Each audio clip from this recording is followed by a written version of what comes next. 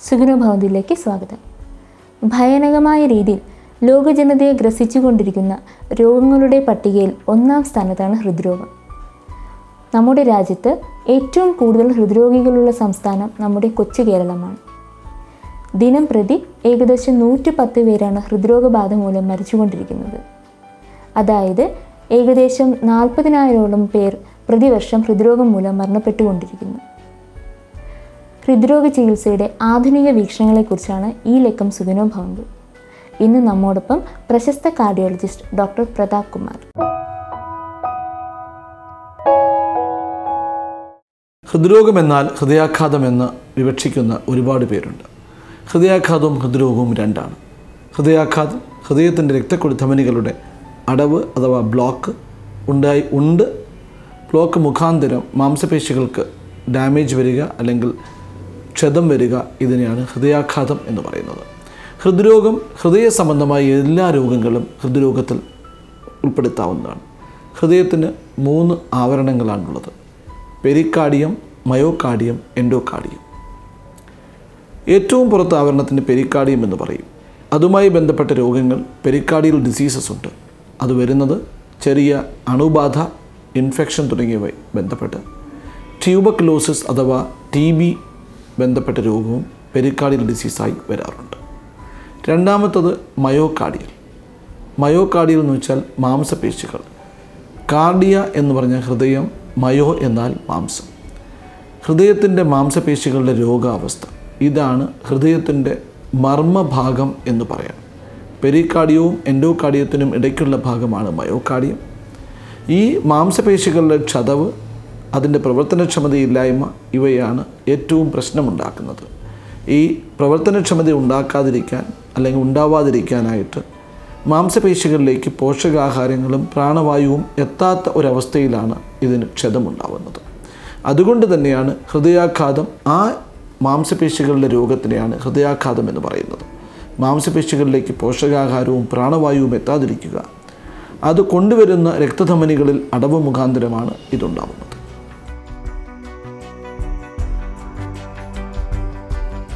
മാംസപേശികളുടെ അധികമായ വണ്ണം, hypertrophic cardiomyopathy അല്ലെങ്കിൽ ഹൃദയത്തിൻ്റെ മാംസപേശികളുടെ അധിക വണ്ണവും ഈ മയോകാർഡിയൽ ഡിസീസിനകത്ത് വരാവുന്ന മറ്റൊരു രോഗഭേദമാണ്.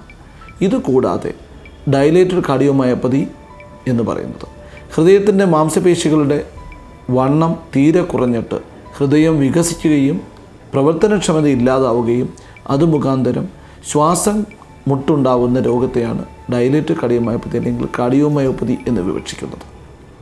അപ്പോൾ pericardial disease, myocardial disease, endocardial disease.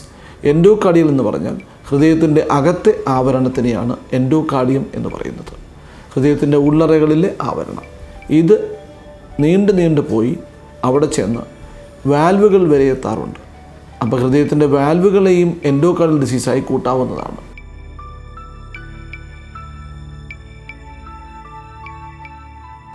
Valve സംബന്ധമായ രോഗവും അകത്തുള്ള ആവരണങ്ങൾക്കുള്ള രോഗവും. ഇപ്പോൾ ഹൃദയത്തിൻ്റെ പെരിക്കാർഡിയം, മയോകാർഡിയം, എൻഡോകാർഡിയം എന്ന് 3 വിവക്ഷിക്കുമ്പോഴും ഹൃദയത്തിലെ 4 വാൽവുകൾ ഉണ്ടെന്നും അതുമായി ബന്ധപ്പെട്ട രക്തധമനികളും ഉണ്ട്. 4 വാൽവുകൾ എന്ന് പറയുന്നത് ഇടതുവശത്ത് 2 വാൽവുകളും വലതുവശത്ത് 2 വാൽവുകളും. വാൽവുകൾ എന്ന് പറയുന്നത് ഹൃദയത്തിൽ 4 അറകളെ ഓറിക്കിളുകളും വെൻട്രിക്കിളുകളും എന്ന് രണ്ടായി തിരിക്കും. വെൻട്രിക്കിളുകൾ എന്ന് പറയുന്നത് മാംസപേശികൾ കൂടുതലുള്ളതും രക്തത്തെ പുറത്തേക്ക് തള്ളുന്നതും ഹൃദയത്തിലേക്കും ശ്വാസകോശത്തിലേക്കും തള്ളുന്ന അവയവങ്ങളെയാണ് വെൻട്രിക്കിളുകൾ എന്ന് പറയുന്നത്. ഓറിക്കിളുകൾ എന്നാൽ ഹൃദയത്തിലേക്ക് രക്തം എത്തുമ്പോൾ ആ രക്തത്തെ സൂക്ഷിക്കുന്ന റിസർവോയറുകളാണ്. അപ്പം ഓറിക്കിളുകളിൽ വരുന്ന രക്തം വെൻട്രിക്കിളുകളിലേക്ക് പോകുന്നതിന് ഒരു വാൽവിൻ്റെ സഹായം ആവശ്യമുണ്ട്. അല്ലെങ്കിൽ വാൽവ് എപ്പോഴും തുറന്നിരുന്നാൽ വെൻട്രിക്കിളിലെത്തുന്ന രക്തം അവിടെ നിൽക്കാതെ വീണ്ടും ഓറിക്കിളിലേക്ക് പോകും. അതുകൊണ്ട് എന്ന് ഓറിക്കിളിൽ നിന്ന് രക്തം വെൻട്രിക്കിളിലേക്ക് മാറുന്നോ ആ സമയത്ത് വാൽവ് അടയുന്നു. രക്തം കുറവാകുന്ന സമയത്ത് ഓറിക്കിളിൽ കൂടുകയും വെൻട്രിക്കിളിൽ കുറയുകയും ചെയ്യുന്ന സമയത്ത് വാൽവ് തുറക്കപ്പെടുന്നു. അപ്പം ഇത് തമ്മിൽ ബന്ധപ്പെടുത്തുന്ന വാൽവുകൾ. പിന്നെ ഹൃദയത്തിൻ്റെ ഈ വെൻട്രിക്കിളുകളും മഹാധമനികളും ബന്ധപ്പെടുത്തുന്ന വാൽവുകളുമുണ്ട്. അതിന് പൾമണറി വാൽവ് എന്ന് പറയും. പൾമണറി എന്ന് പറഞ്ഞാൽ ശ്വാസകോശത്തിലേക്ക് പോകുന്ന രക്തധമനികൾ കൊണ്ടുപോകുന്നത്. അത് വലതുവശത്തെ വെൻട്രിക്കിളും പൾമണറി ആർട്ടറിയും തമ്മിൽ ബന്ധപ്പെടുത്തുന്നു. ഇടതുവശത്തെ വെൻട്രിക്കിളും ആ രക്തധമനിയും തമ്മിൽ ബന്ധപ്പെടുത്തുന്നത് അയോട്ട അഥവാ മഹാധമനി എന്ന് പറയുന്ന രക്തക്കുഴലുമായിട്ട്. അപ്പോൾ 4 വാൽവുകൾ, 2 ഹൃദയത്തിലെ ഓറിക്കിളുകളും വെൻട്രിക്കിളും ബന്ധപ്പെടുത്തുന്നു, 2 വെൻട്രിക്കിളുകളും മഹാധമനികളും തമ്മിൽ ബന്ധപ്പെടുത്തുന്നു. അപ്പോൾ ഹൃദയത്തിൻ്റെ രോഗികളിലെ pericardial disease, myocardial disease, endocardial disease, valve സംബന്ധമായ തകരാറുകൾ എന്നിങ്ങനെ 4 തരത്തിൽ വിഭജിക്കാവുന്നതാണ്. ഇതുകൂടാതെ മറ്റു ചില രോഗങ്ങൾ മുഖാന്തരം ഹൃദയത്തിനുണ്ടാകാവുന്ന രോഗാവസ്ഥകൾ. 1.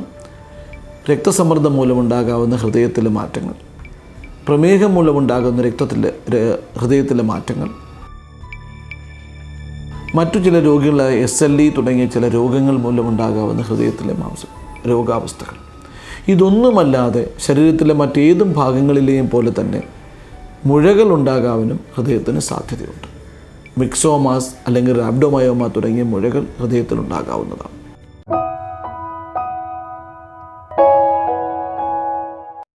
മറ്റു ചില രോഗങ്ങൾ മുഖാന്തരം ഹൃദയത്തിനുണ്ടാകാവുന്ന രോഗാവസ്ഥകൾ.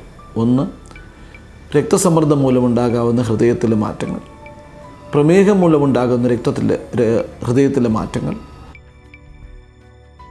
മറ്റു ചില രോഗികളായ SLE തുടങ്ങിയ ചില രോഗങ്ങൾ മൂലമുണ്ടാകാവുന്ന ഹൃദയത്തിലെ രോഗാവസ്ഥകൾ. ഇതൊന്നുമല്ലാതെ ശരീരത്തിലെ മറ്റേതും ഭാഗങ്ങളിലെയും പോലെ തന്നെ മുഴകൾ ഉണ്ടാകാനും ഹൃദയത്തിന് സാധ്യതയുണ്ട്. മിക്സോമാസ് അല്ലെങ്കിൽ റാബ്ഡോമയോമ തുടങ്ങിയ മുഴകൾ ഹൃദയത്തിലുണ്ടാകാവുന്നതാണ്. അപ്പോൾ രോഗാവസ്ഥകളെ പെരിക്കാർഡിയം, മയോകാർഡിയം, എൻഡോകാർഡിയം എന്ന 3 ആവരണങ്ങൾക്കുണ്ടാകുന്നത്, വാൽവുകൾക്കുണ്ടാകാവുന്ന രോഗാവസ്ഥ, ഹൃദയത്തിലെ മാംസപേശികൾക്കുള്ളിൽ തന്നെ ഉണ്ടാകാവുന്ന മുഴകൾ മൂലമുണ്ടാകാവുന്ന രോഗാവസ്ഥ, പിന്നെ മറ്റുള്ള പ്രധാനപ്പെട്ട രോഗങ്ങളിൽ ഹൃദയത്തിനുണ്ടാകാവുന്ന ചില മാറ്റങ്ങൾ മൂലമുണ്ടാകാവുന്ന രോഗാവസ്ഥ. ഇത്രയുമാണ് ഹൃദയ സംബന്ധമായ രോഗങ്ങളെ നമുക്ക് ബ്രോഡായിട്ട് അല്ലെങ്കിൽ വിശാലമായി വകതിരിപ്പിക്കാവുന്നത്. പിന്നെ ഹൃദയ സംബന്ധമായ രോഗങ്ങൾ, ഞാൻ ഈ ഹൃദ്രോഗം എന്ന് പറയുന്നതിൻ്റെ ഉദ്ദേശം തന്നെ ഹൃദയാഘാതവും ഹൃദ്രോഗവും 2ആണ്. ഹൃദയാഘാതം ഹൃദ്രോഗത്തിൻ്റെ ഉള്ളിൽ വരുന്ന ഒരു രോഗം മാത്രമാണ്. ഹൃദ്രോഗത്തിൽ ഒരുപാട് രോഗങ്ങൾ പെടുമെന്ന് പറയാൻ വേണ്ടിയാണ് ഇത്രയും അവയവങ്ങളുമായി ബന്ധപ്പെട്ട രോഗാവസ്ഥ ഉണ്ടാകും എന്ന് ഞാൻ പറഞ്ഞത്. ഇനി പറയാനുള്ളത്, ഈ ഹൃദയ സംബന്ധമായ രോഗവുമായി വരുന്ന രോഗികൾ ഏതൊക്കെ രോഗലക്ഷണങ്ങളുമായി ഒരു ഹൃദ്രോഗ വിദഗ്ധനെ അല്ലെങ്കിൽ ഒരു ഫിസിഷ്യനെ സമീപിക്കുമെന്നുള്ളതാണ്. 1. 4 പ്രധാനപ്പെട്ട രോഗലക്ഷണങ്ങളാണ് ഹൃദ്രോഗത്തിനുള്ളത്. 1. ശ്വാസം മുട്ട്, നെഞ്ചുവേദന, സിങ്കോപ്പി അഥവാ തലകറങ്ങി ബോധമില്ലാതെ വരുന്ന അവസ്ഥ, നെഞ്ചിടിപ്പ്. ഇങ്ങനെയാണ് ഹൃദ്രോഗ ലക്ഷണങ്ങളെ നമുക്ക് വകതിരിപ്പിക്കാവുന്നത്. ശ്വാസം മുട്ട് എന്ന് പറയുന്നത് പല ഗ്രഡേഷനിലുണ്ട്. ഇന്ന് ഞാൻ 25 കിലോമീറ്റർ നടക്കുന്ന, ദിവസവും 20 കിലോമീറ്റർ യാത്ര ചെയ്യുന്ന ഒരാളിന് ഒരു ദിവസം എഴുന്നേറ്റപ്പോൾ 10 കിലോമീറ്റർ നടക്കാൻ പറ്റൂ എന്ന് പറഞ്ഞാൽ അദ്ദേഹത്തിനെ സംബന്ധിച്ചിടത്തോളം ശ്വാസം മുട്ടിൻ്റെ അവസ്ഥയായിരിക്കും. പക്ഷേ 1/2 കിലോമീറ്റർ പോലും നടക്കാത്ത ഒരാളിന് 10 കിലോമീറ്റർ നടക്കാൻ വയ്യ എന്ന് പറഞ്ഞാൽ അദ്ദേഹം ആ എക്സസൈസുമായി അല്ലെങ്കിൽ ആ വ്യായാമവുമായും താതാത്മ്യം പ്രാപിച്ചിട്ടില്ല എന്ന് വേണം പറയാം. അപ്പോൾ നമ്മൾ സ്ഥിരമായി ചെയ്തുകൊണ്ടിരിക്കുന്ന ജോലിയിൽ നിന്നും ചെയ്യാൻ പറ്റാതാവുന്ന, അതിന് ക്ലാസ് 1 സിംറ്റംസ് എന്ന് പറയും. രണ്ടാമത്തത്, നമുക്ക് നോർമൽ ആക്ടിവിറ്റീസ് ചെയ്യുന്നതിന് ബുദ്ധിമുട്ടില്ല, എന്നാലും കടുത്ത ചില, ഞാനിപ്പോൾ നടന്നു പോകുമ്പോൾ എനിക്ക് ബുദ്ധിമുട്ടില്ല, പക്ഷെ ഒന്ന് കയറാൻ പറ്റില്ല, 6 സ്റ്റെപ്പ് കയറിയാൽ ബുദ്ധിമുട്ട്, ഒന്ന് പടി കയറിയാൽ ബുദ്ധിമുട്ട്, ഒന്ന് ബസ്സിൽ ചാടി കയറിയാൽ ബുദ്ധിമുട്ട്, ഒന്ന് ഓടി ആയാസപ്പെട്ടാൽ ബുദ്ധിമുട്ട്, അതിന് ഈ ക്ലാസ് 2 ഡിസ്നിയ എന്ന് പറയും. അതായത് കുറച്ചും കൂടെ രോഗാവസ്ഥ കൂടുതൽ. മൂന്നാമത്തത്, സാധാരണ ജോലി പോലും എനിക്ക് ചെയ്യാൻ വയ്യാത്ത അവസ്ഥ. ഇന്നലെ വരെ ബാത്റൂമിൽ പോകുന്നതിന് കുഴപ്പമില്ലായിരുന്നു, പടിയിറങ്ങുന്നതിന് കുഴപ്പമില്ലായിരുന്നു, നടന്ന് എൻ്റെ കാറിൻ്റെ അടുത്ത് വരെ പോകാൻ ബുദ്ധിമുട്ടായില്ലായിരുന്നു, ഇപ്പോൾ അത് ബുദ്ധിമുട്ടായി. അതിന് ക്ലാസ് 3 സിംറ്റംസ് എന്ന് പറയും. നാലാമത്തത്, ഒട്ടും വയ്യ, ചുമ്മാതിരിക്കുമ്പോൾ പോലും ശ്വാസം മുട്ട് വരും. ഇതാണ് ഏറ്റവും കടുത്ത ശ്വാസം മുട്ട്. കിടക്കാൻ പറ്റിയ അനങ്ങാതിരിക്കാൻ വയ്യ, ഇതെല്ലാം ബുദ്ധിമുട്ടാണ്. അപ്പോൾ ഇങ്ങനെ 4 ക്ലാസ്സുകളായിട്ടുള്ള സിംറ്റംസാണ് വരുന്നത്, അല്ലെങ്കിൽ രോഗലക്ഷണങ്ങളാണ് വരുന്നത്. 4 രോഗലക്ഷണങ്ങളാണ് പ്രധാനമായിട്ടും: ശ്വാസമുട്ട്, നെഞ്ചുവേദന, ബോധമില്ലാതെ കുഴങ്ങി വീഴുന്ന ഒരവസ്ഥ, നാലാമത്തത് നെഞ്ചിടിപ്പ്. ഈ രോഗാവസ്ഥകൾക്കെല്ലാം 4 തരത്തിലുള്ള ഗ്രേഡുകളുണ്ട്. ഗ്രേഡ് എന്ന് വെച്ചാൽ രോഗത്തിൻ്റെ തീവ്രത അനുസരിച്ച് കൂടുകയും കുറയുകയും ചെയ്യുന്ന അവസ്ഥ. ഇനി ഓരോ രോഗത്തിനും ഓരോ ലക്ഷണങ്ങളാണുള്ളത്. ഞാൻ മുമ്പേ പറഞ്ഞതുപോലെ പെരിക്കാർഡിയൽ ഡിസീസ് ആണ് എങ്കിൽ, അല്ലെങ്കിൽ എൻഡോകാർഡിയൽ ഡിസീസ് ആണെങ്കിൽ, അത് യൂഷ്വലി പ്രസൻറ്റ് ചെയ്യുന്നത് 2 ലക്ഷണങ്ങളായിട്ടായിരിക്കും. ഒന്ന് നെഞ്ചുവേദനയോ ശ്വാസമുട്ടോ ആയിട്ട്. നെഞ്ചുവേദന എൻഡോകാർഡിയൽ ഡിസീസിന് വളരെ കുറവാണ്, ശ്വാസമുട്ടാണ്. പെരിക്കാർഡിയത്തിനകത്ത് നെഞ്ചുവേദനയും വരാം, ശ്വാസമുട്ടും വരാം. നമ്മളെപ്പോഴും ഹൃദയ സംബന്ധമായ രോഗങ്ങളെ മയോകാർഡിയൽ ഡിസീസുമായിട്ടാണ് വിവക്ഷിക്കുന്നത്. അവയ്ക്ക് നെഞ്ചുവേദന വരാം, ശ്വാസമുട്ട് വരാം. ഇത് രണ്ടുമാണ് അവയുടെയും പ്രധാന ലക്ഷണങ്ങൾ. നെഞ്ചുവേദന ആയിട്ട് വരുന്ന ഒരു ഹൃദ്രോഗി, നമ്മൾ സാധാരണ മാംസപേശികളുടെ രോഗം നെഞ്ചുവേദനയാകാം, പെരിക്കാർഡിയൽ ഡിസീസ് നെഞ്ചുവേദനയാകാം, എല്ലിൻ്റെ വേദന നെഞ്ചുവേദനയാകാം, ഗ്യാസ്ട്രൈറ്റിസ് അല്ലെങ്കിൽ ഈസോഫാഗൈറ്റിസ് അല്ലെങ്കിൽ ഉദര സംബന്ധമായ രോഗങ്ങൾ നെഞ്ചുവേദനയാകാം. അപ്പോൾ നെഞ്ചുവേദന ഉണ്ടാകാനുള്ള കാരണങ്ങൾ ഒരുപാടുണ്ട്. വെറും ചിക്കൻ ബോക്സ് വന്നാൽ പോലും നെഞ്ചുവേദനയായി വിവക്ഷിക്കപ്പെടാം. പക്ഷേ ഹൃദ്രോഗ സംബന്ധമായ അല്ലെങ്കിൽ ഹൃദയാഘാത സംബന്ധമായ നെഞ്ചുവേദനയ്ക്ക് ചില ലക്ഷണങ്ങളുണ്ട്. ഒന്ന്, കടുത്ത നെഞ്ചിൻ്റെ നടു ഭാഗത്തായിട്ട് അല്ലെങ്കിൽ ഒത്ത നടുക്കായിട്ടാണ് നെഞ്ചുവേദനയുടെ രോഗലക്ഷണം വരുന്നത്. അത് നല്ല കടുത്ത നമ്മളെ ബലൂൺ വികസിച്ച കണക്ക്, അല്ലെങ്കിൽ നെഞ്ച് വികസിച്ച കണക്ക്, നെഞ്ചിൻ്റെ ഉള്ളിൽ ഭാരം വെച്ച കണക്ക്, ചെറിയ അരപ്പ് പോലെ ഉള്ള വേദനകളാണ് ഹൃദയാഘാത ഹൃദ്രോഗ സംബന്ധമായ വേദനകൾ. ഈ വേദന ഇടത് കൈയിലോട്ട് പകരാനുള്ള സാധ്യതയുണ്ട്. മുകളിലോട്ടുള്ള കഴുത്തുകളിലേക്ക് വരാം, കീഴ്ത്താടിയിൽ വേദനയായി വരാം, പല്ലുവേദനയായി വരാം, വയറിൻ്റെ മുകൾ ഭാഗത്ത് വേദനയായി വരാം. പൊക്കിളിന് മുകളിൽ കീഴ്ത്താടിക്ക് താഴെയുള്ള ഏതു വേദനയും ഹൃദ്രോഗ സംബന്ധമായ ഹൃദയാഘാത സംബന്ധമായ വേദനയായി വരാം. പക്ഷേ ഈ വേദനയുടെ കൂടെ അധികമായ വിയർപ്പ്, ഛർദിൽ, കയ്യിലോട്ടുള്ള പകർച്ച, ഇതെല്ലാം രോഗലക്ഷണത്തെ ഹൃദ്രോഗ സംബന്ധമായ രോഗവുമായി കൂടുതൽ അടുപ്പിക്കുന്നു.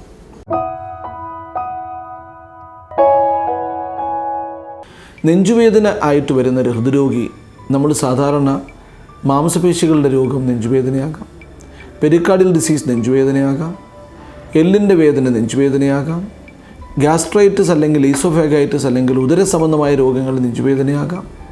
അപ്പോൾ നെഞ്ചുവേദന ഉണ്ടാകാനുള്ള കാരണങ്ങൾ ഒരുപാടുണ്ട്. വെറും ചിക്കൻ ബോക്സ് വന്നാൽ പോലും നെഞ്ചുവേദനയായി വിവക്ഷിക്കപ്പെടാം.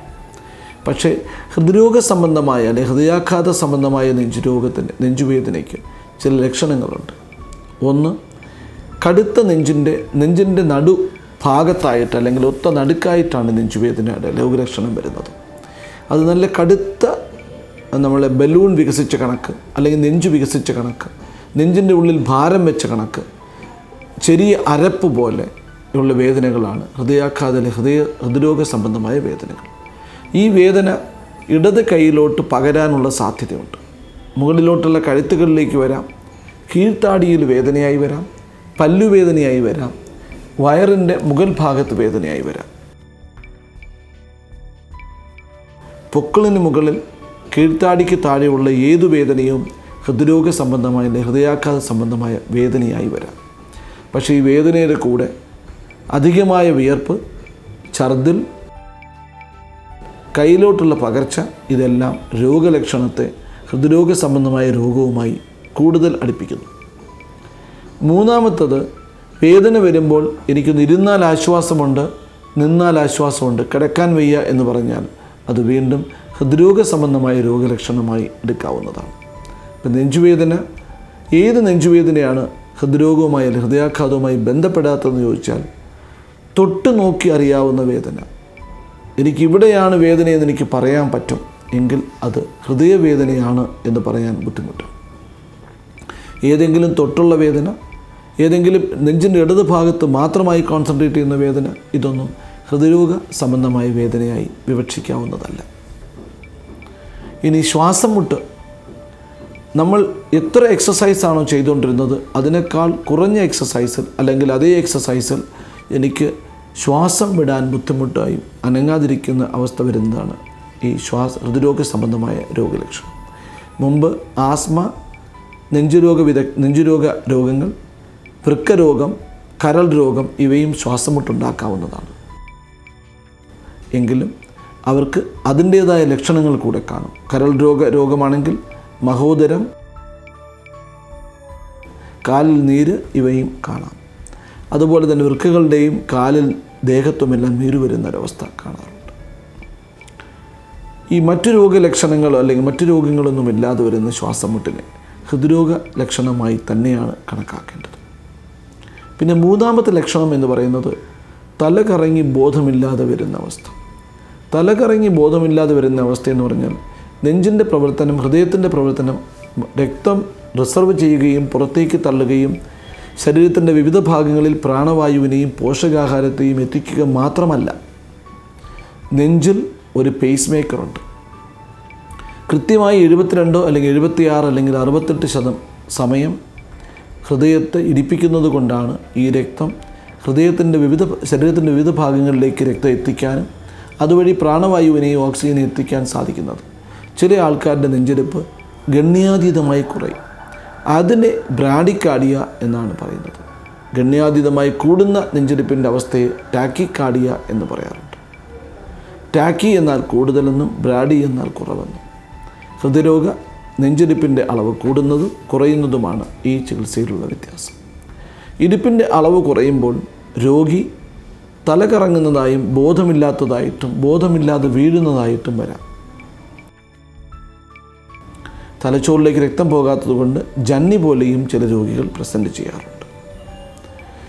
അധികമായ നെഞ്ചിടിപ്പായിട്ട് രോഗിക്ക് തോന്നുകയും ആക്ച്വലി എണ്ണുമ്പോൾ ഇടിപ്പ് കുറഞ്ഞിരിക്കുന്നതായിട്ടും നെഞ്ചിടിപ്പ് കുറയുന്നവരിൽ ലക്ഷണമായി കാണാറുണ്ട്.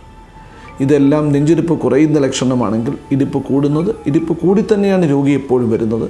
ഇടിപ്പ് കൂടി തലയിലേക്ക് രക്തമെത്താതെയും ബോധമില്ലാതെയാവുന്ന അവസ്ഥയാണ് സാധാരണഗതിയിൽ കണ്ടുവരുന്നത്. നാലാമത്തെ ലക്ഷണം എന്ന് പറയുന്നത് പാൽപിറ്റേഷൻ. വളരെ വല്ലാതെ നെഞ്ചിടിപ്പ് തോന്നുക. അത് പലപ്പോഴും പല രോഗികളും പറഞ്ഞു കേൾക്കുന്നതാണ്.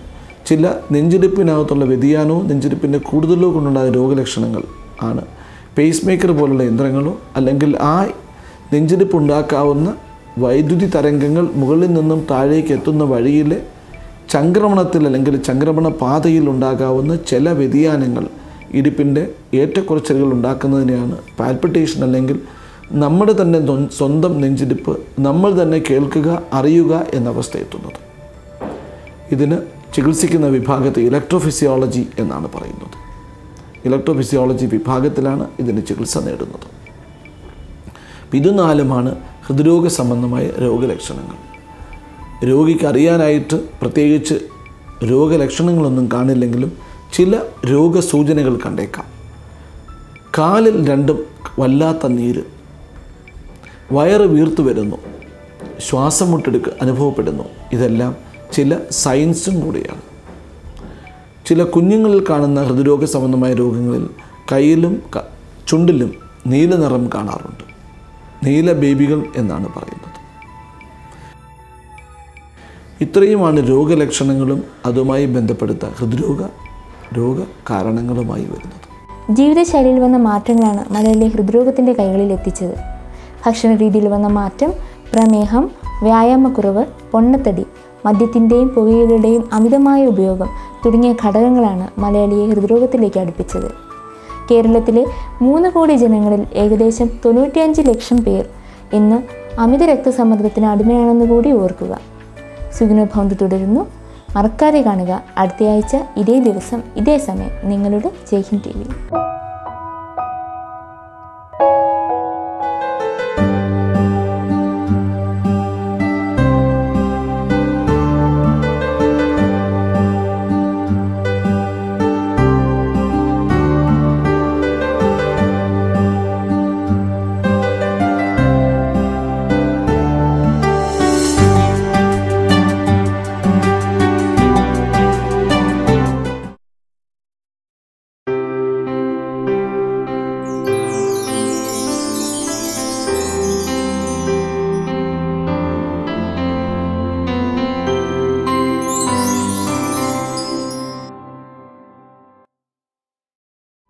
സുഗുണ ഭൗതിയിലേക്ക് സ്വാഗതം. ആദികളും ആകുലതകളും തിരക്കുകളും സമ്മാനിക്കുന്ന മാനസിക പിരിമുറുക്കങ്ങൾക്കിടയിലാണ് നമ്മുടെ ഈ ജീവിതം. ആധുനിക ജീവിതത്തിൽ ഒഴിച്ചുകൂടാനാവാത്ത ആ പിരിമുറുക്കങ്ങളെ അതിജീവിക്കുന്നിടത്താണ് നമ്മുടെ വിജയം. അതോടൊപ്പം നമ്മൾ ഹൃദയത്തെയും സംരക്ഷിക്കുന്നു. ഹൃദയ ചികിത്സാ രംഗത്തെ ആധുനിക വിശേഷങ്ങളുമായി ഇന്ന് നമ്മോടൊപ്പം പ്രശസ്ത കാർഡിയോളജിസ്റ്റ് ഡോക്ടർ പ്രതാപ് കുമാർ.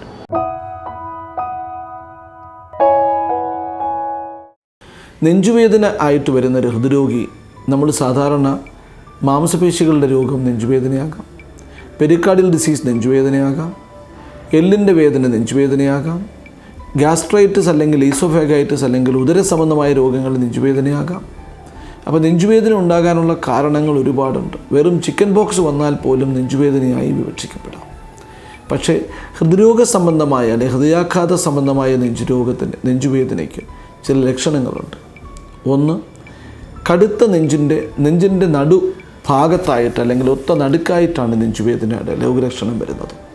അത് നല്ല കടുത്ത നമ്മളെ ബലൂൺ വികസിച്ച കണക്ക് അല്ലെങ്കിൽ നെഞ്ച് വികസിച്ച കണക്ക്, നെഞ്ചിൻ്റെ ഉള്ളിൽ ഭാരം വെച്ച കണക്ക്, ചെറിയ അരപ്പ് പോലെ ഉള്ള വേദനകളാണ് ഹൃദയാഘാത ഹൃദ്രോഗ സംബന്ധമായ വേദനകൾ. ഈ വേദന ഇടത് കൈയിലോട്ട് പകരാനുള്ള സാധ്യതയുണ്ട്. മുകളിലോട്ടുള്ള കഴുത്തുകളിലേക്ക് വരാം, കീഴ്ത്താടിയിൽ വേദനയായി വരാം, പല്ലുവേദനയായി വരാം, വയറിൻ്റെ മുകൾ ഭാഗത്ത് വേദനയായി വരാം. പൊക്കിളിന് മുകളിൽ കീഴ്ത്താടിക്ക് താഴെയുള്ള ഏതു വേദനയും ഹൃദ്രോഗ സംബന്ധമായ ഹൃദയാഘാത സംബന്ധമായ വേദനയായി വരാം. പക്ഷേ ഈ വേദനയുടെ കൂടെ അധികമായ വിയർപ്പ്, ഛർദിൽ, കയ്യിലോട്ടുള്ള പകർച്ച, ഇതെല്ലാം രോഗലക്ഷണത്തെ ഹൃദ്രോഗ സംബന്ധമായ രോഗവുമായി കൂടുതൽ അടുപ്പിക്കുന്നു. മൂന്നാമത്തത്, വേദന വരുമ്പോൾ എനിക്കൊന്ന് ഇരുന്നാൽ ആശ്വാസമുണ്ട്, നിന്നാൽ ആശ്വാസമുണ്ട്, കിടക്കാൻ വയ്യ എന്ന് പറഞ്ഞാൽ അത് വീണ്ടും ഹൃദ്രോഗ സംബന്ധമായ രോഗലക്ഷണമായി എടുക്കാവുന്നതാണ്. ഇപ്പം നെഞ്ചുവേദന, ഏത് നെഞ്ചുവേദനയാണ് ഹൃദ്രോഗവുമായി അല്ലെങ്കിൽ ഹൃദയാഘാതവുമായി ബന്ധപ്പെടാത്തതെന്ന് ചോദിച്ചാൽ, തൊട്ട് നോക്കി അറിയാവുന്ന വേദന, എനിക്കിവിടെയാണ് വേദനയെന്ന് എനിക്ക് പറയാൻ പറ്റും എങ്കിൽ അത് ഹൃദയവേദനയാണ് എന്ന് പറയാൻ ബുദ്ധിമുട്ടാണ്. ഏതെങ്കിലും തൊട്ടുള്ള വേദന, ഏതെങ്കിലും നെഞ്ചിൻ്റെ ഇടത് ഭാഗത്ത് മാത്രമായി കോൺസെൻട്രേറ്റ് ചെയ്യുന്ന വേദന, ഇതൊന്നും ഹൃദ്രോഗ സംബന്ധമായ വേദനയായി വിവക്ഷിക്കാവുന്നതല്ല. ഹൃദ്രോഗ ലക്ഷണങ്ങൾ നെഞ്ചുവേദന, ശ്വാസമുട്ട്, നെഞ്ചിടിപ്പ്, ബോധരഹിതമാകുന്ന സിങ്കോപ്പി അഥവാ പ്രീ സിങ്കോപ്പി എന്ന അവസ്ഥകളാണ്. ശ്വാസമുട്ടുമായി വരുന്ന ഹൃദ്രോഗ ലക്ഷണങ്ങളിൽ ഒരുപാട് രോഗങ്ങൾ ഉണ്ട്. അത് മയോകാർഡിയൽ, എൻഡോകാർഡിയൽ, പെരിക്കാർഡിയൽ ഡിസീസസ് ഞാൻ മുമ്പ് പറഞ്ഞിട്ടുണ്ട്. പക്ഷെ നെഞ്ചുവേദന എന്ന രോഗലക്ഷണം എന്നും ഭയാനകമാണ്. അതാണ് എന്നും രോഗിയെ ആശുപത്രിയിലെത്തിക്കുന്നത്. നെഞ്ചുവേദനയുടെ ലക്ഷണങ്ങൾ ഒന്നും കൂടി പറയുകയാണെങ്കിൽ, നെഞ്ചിൻ്റെ നടുഭാഗത്ത് തന്നെ കടുത്ത രീതിയിലുള്ള വേദന, ഭാരമിരിക്കുന്ന കണക്ക് തോന്നുക, ബലൂൺ വികസിച്ച കണക്ക് തോന്നുക, അരപ്പ് പോലെ തോന്നുക, കയ്യിലോട്ട് നെഞ്ചുവേദന പകരുന്നു എന്ന് തോന്നുക, കഴുത്തിലോട്ട് നെഞ്ചുവേദന എത്തുന്നു എന്ന് തോന്നുക.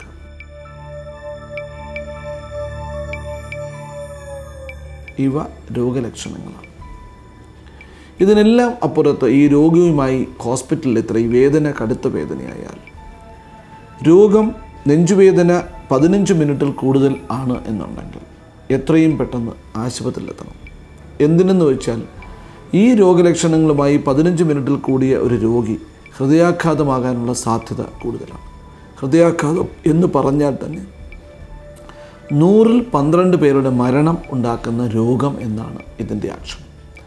മരണമുണ്ടാക്കുന്നതോ രോഗലക്ഷണങ്ങൾ വന്നാൽ ആദ്യത്തെ 6 മണിക്കൂറിനുള്ളിൽ മരണമുണ്ടാകാനുള്ള സാധ്യതയാണ് 90% പേരിലും കാണുന്നത്. ഹൃദ്രോഗം ചികിത്സിക്കുക എന്ന വഴിയിൽ നിന്ന് 10% പേരുടെ മരണനിരക്ക് മാത്രമാണ് പ്രിവെൻറ്റ് ചെയ്യാൻ പറ്റുന്നത്. അതുകൊണ്ട് തന്നെ ഹൃദ്രോഗവുമായി വരുന്ന രോഗി ആശുപത്രിയിലെത്തുക എത്രയും